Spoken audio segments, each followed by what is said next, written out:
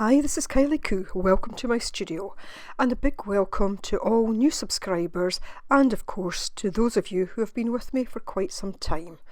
So this month in the Mixed Media Emporium Facebook group, we are looking at altering things, and last week I did some altered tags.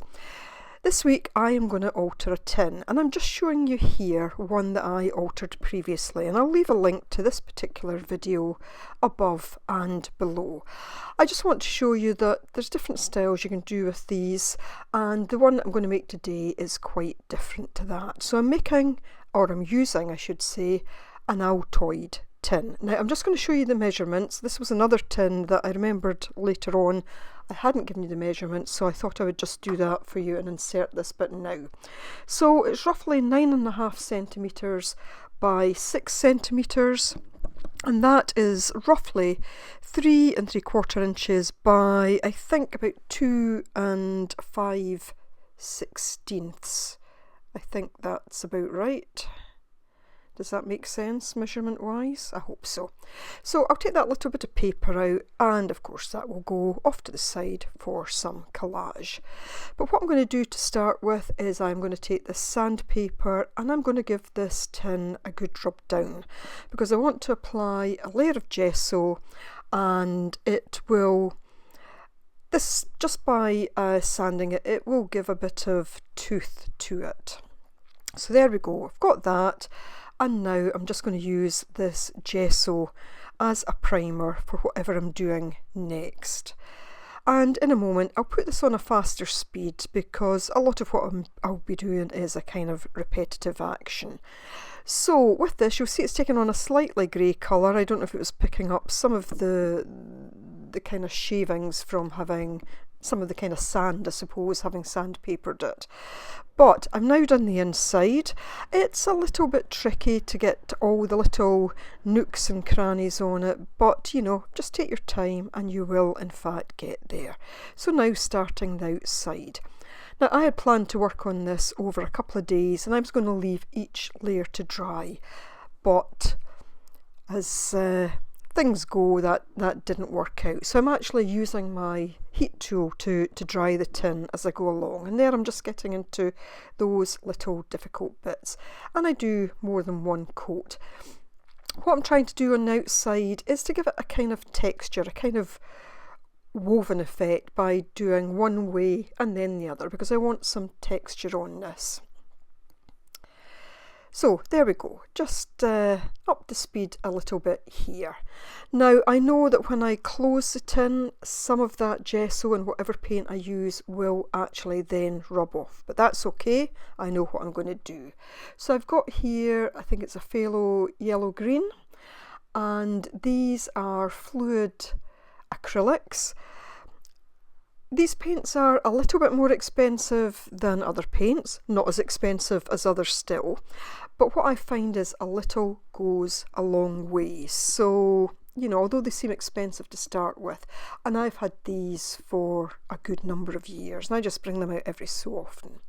So I added some water there. I just wanted to get that paint moving a little bit more.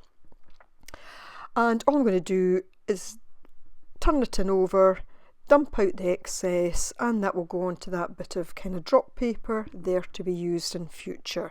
I really do not like wasting anything. So I'm now going to use the quinacridone gold, and I haven't dried it. I want this to have quite a dark, deep colour, so it is mixing in, that is intentional. And what I do later on is, once it's dry, I start to add in other colours. I want this tin to be very grungy, almost to look as if it's maybe sat outside in the rain. So I'm creating almost a kind of rust effect, I guess, you know, certainly a kind of weathered look. And just using this, is it transparent gold ochre, I think it's called. If I see it again in a minute, or if I remember, I'll let you know. But you know, with these projects, I would always say use what you've got. And sometimes a bit of it's a bit of trial and error when you're working on something like a tin. Although I've put the layer of gesso down, it can still react slightly differently with different paints. So it's all about trial and error. And you'll see there that I'm just drying it. Now the tin does get hot when you're using a heat tool. Just a little word of warning, a little word of caution there. It's maybe pointing out the obvious, but I sometimes forget that myself and go to touch it and realise it's hot. But it does actually, with the tin heating, the paint ends up drying that bit quicker anyway. So doing kind of similar on the outside, except this time what I'm going to do is one layer of that yellow green, and then I'm going to dry it before I put the other colours on. I'm getting that all round the tin. And you can see there that it's actually starting to pick up the texture of the gesso down below, exactly as I want it to do. There's always a bit of something happening along the way that you didn't expect, but you know, you just go with the flow, and generally you can take it to where you think it needs to go. So just working that out, using the excess just to go around the edges. And this is one of these things that there's no right or wrong point to stop. It's just a case of, certainly for me, I just work away at it until I think, yep, that's what I want. And sometimes what I'll do is I'll stop and I'll dry between layers, and then I'll go back and I'll add a little bit more paint if I think it's necessary. Now this sort of thing would be good with any colours at all. The hardest part is trying to just keep it up and paint round it.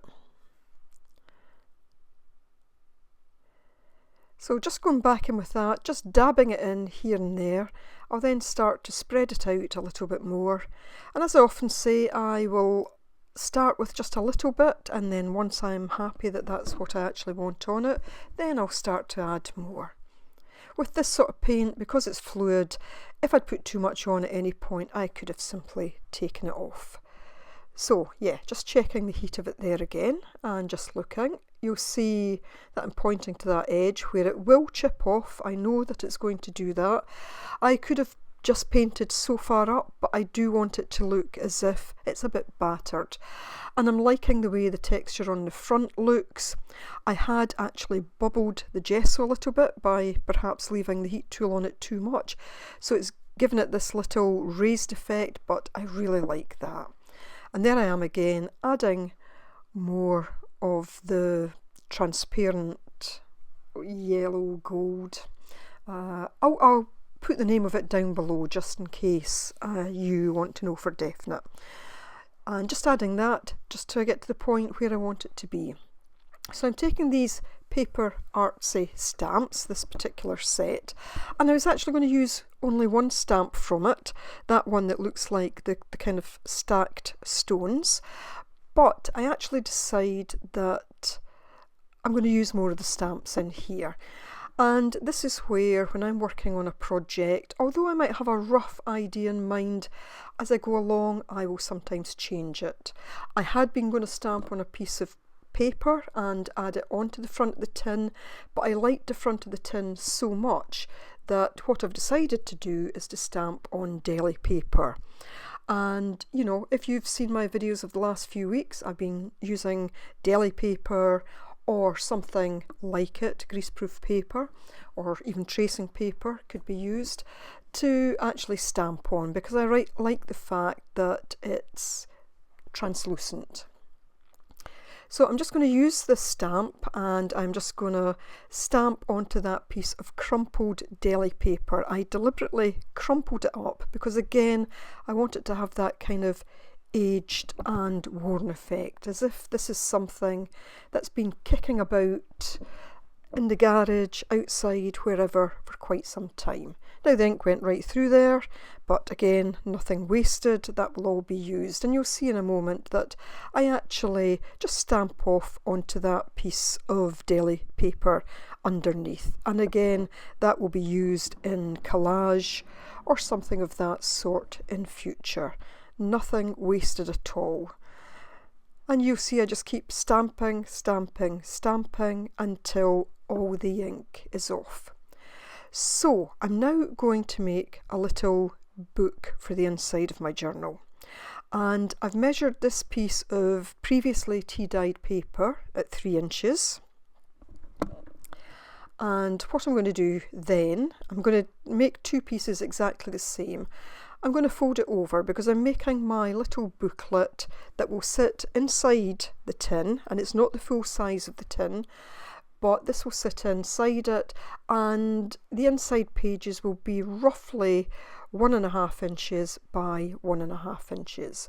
And I'm just going to mark this along the length of that strip of paper at 1.5 inch intervals.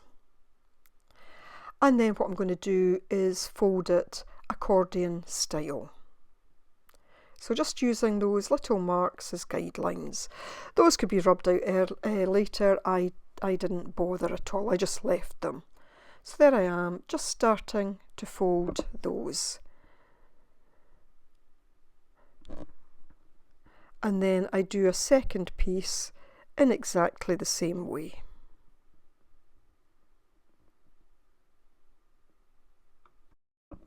So I then tear off those little end bits that just aren't quite the size that I want, and then I've opened them up and I'm going to glue the end section of each piece together so that I'm making one continuous piece. And I'm simply using a glue stick with this. My glue stick's just about at the end, so later on I need to use a different type of material to stick things down, but I'm going to glue them together. And then what I'm going to do is on the inside I'm just going to take my glue stick, glue right along there, and then fold that down, and this will just make the pages just that little bit thicker. And then I'm just going to fold along accordion style again. Now, I do make a little blooper when it comes to this book, but I'll talk you through it, and I'll also talk you through how I resolved it. So I've got my nice thick pages there, and I decide that I want to put a cover on it. First off, I'm just going to give them a quick ink up, just using this sepia ink and my old kind of ink tool, blending tool that the handle's fallen off. Just opening them out and just going right round them. I'm not going to put anything in this little mini journal today, but it's there for using in future. So I decide I want to put a cover on this, and the cover will then hold the accordion together. Once I do all the steps, I do miss out a step, and as I say, I'll let you know how I sort that. So I've got this scrap. I like the colour on the side that's showing there because I think that fits with what I'm doing. So I was going to measure this out, and then I decided that no, instead of that I was just going to tear it roughly, a bit like one of my torn pieces journals. And again, I'll put links to anything that I reference and that I've actually videoed before. So links will be above and below. So just tearing that into place, and then again I'm going to ink round it. I had one straight edge there, no point in having that when the rest were all torn. So just tearing that, and then again going to ink round it just to give it that grungy look.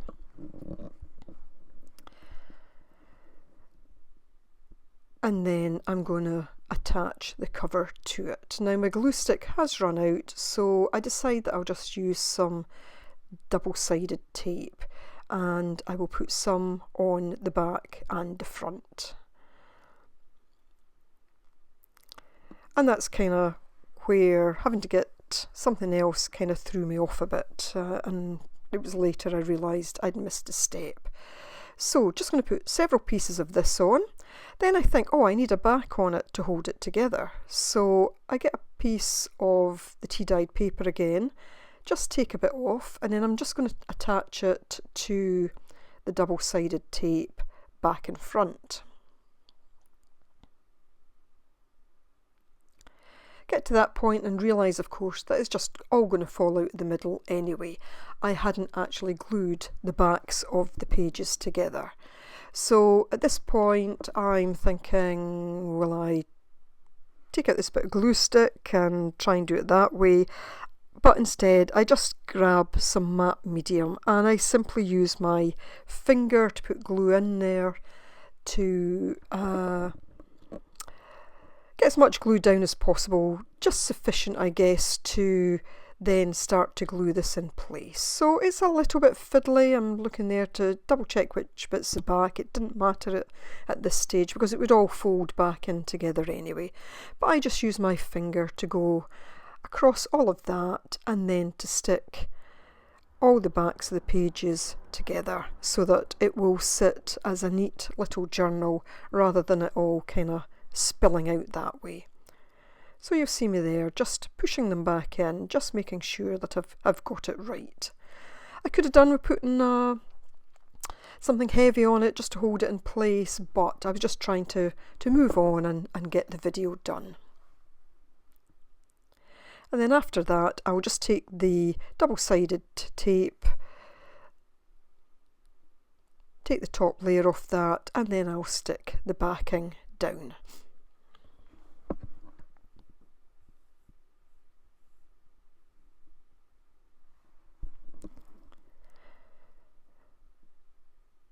And there we go. The usual struggle with that.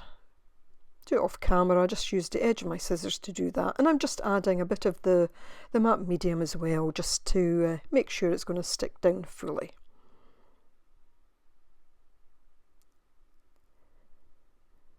And just pushing that in. So I now have a little journal that will fit inside my tin along with some other things. So I'm now going to go back to the things that I stamped, and you'll see there that I did stamp several things from that stamp set, and I'm just going to tear these out, no cutting, I just want rough edges. It will slightly blend into the background, but not completely because I have crushed it. If I hadn't crushed it, there would have been more chance, but I do want to be able to kind of see it a little bit and yet still see the colour of the tin through it. So I play about with this until I get it fairly close to the stamped image. Doesn't need to be precise. At one point I thought I was going to put some words on the front of the tin. I've left that for the time being. I'm not exactly sure what I'm going to call this. I think it's my little tin of positivity because there's a couple of positive messages that I use from those stamps that I put inside, and my plan is that I'll also put some sort of positivity words in the little journal as well when it comes to that. So again, just using my fingers to get this done. Then I'm going to put the butterfly on the inside. I would have quite liked for it to run horizontally, but I decided to put it sideways. It could have gone on the front of the tin horizontally, but on this occasion I wanted the tin to be able to stand upright, whereas the other tin that you saw earlier is very much for sitting flat on a surface. But you'll see why I did it this way more towards the end of the video. So again, just using the matte medium just to put this in place and just using my fingers. So get that in, make sure it's properly down, smooth out any little creases. It has the effect of knocking back some of the colour in the tin, but it's also framed by the colour in the tin, so I'm quite happy with that. Everything's sticking, of course. Although this was kind of touch dry, it wasn't fully dry on the outside yet. I think that will take a little while for it to dry completely. That was why I'd intended doing it over a couple of days, but as I say, just the way things worked out this week, I did not have that luxury of time. So Be Bold, Be Brave was one of the stamps, and I think it was Embrace the Detours, and those seemed like positive messages.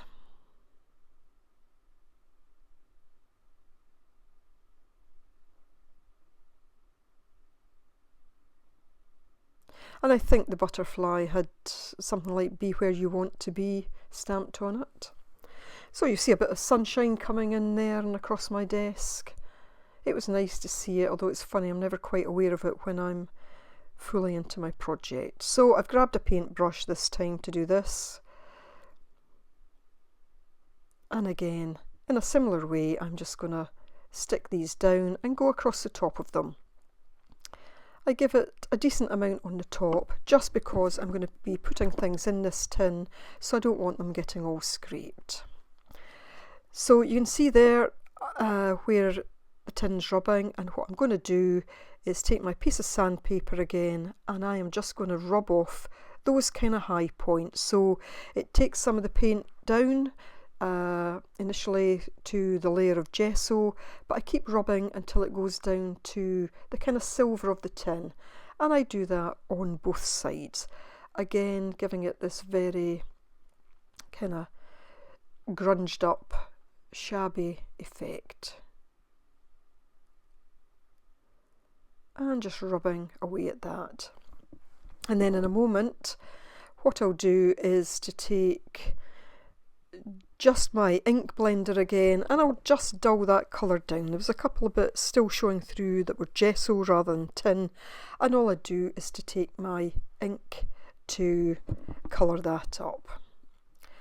So here we are, the final thing, my tin. I'm going to do some more to this, but it was all I had time for today. With that very grungy look, kind of rusted effect, rusty and battered, with my images on the inside, they're well glued in place. My little journal that I will put words of positivity in.